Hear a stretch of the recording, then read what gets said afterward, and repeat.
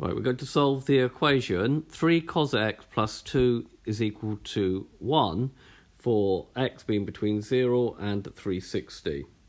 So we've got 3 cos x plus 2 is equal to 1. So the idea is you get the variable, which is cos x this time, on its own. So the opposite of adding 2 is to subtract 2. It's also a good idea to make note what you're solving it for. So if we, on this side, we're just going to get 3 cos x, and then 1 take away 2 is actually minus 1. Now we need to divide by 3. To dividing both sides by 3, you're going to get that cos x is going to be minus 1 over 3.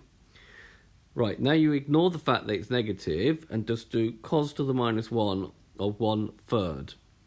You will need your calculator to do that, and that will give you an answer of 70.5, correct to 1 decimal place. And now you do your South Asian Tennis Club. Remember, this tells you that all are positive, sine are positive, tan is positive, and cos is positive.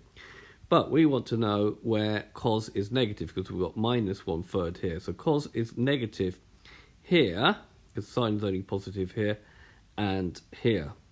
So drawing my angle, making the angle with the x-axis, I get 70.5 and 70.5.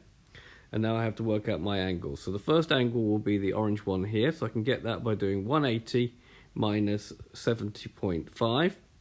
And the second angle will be this purple one here. I can get that by doing 180 plus 70.5. So working those out, that's going to give me 109.5 or 250.5. So this has been a video to show you how to solve a simple trigonometric equation. I hope you've understood, and I thank you very much for watching.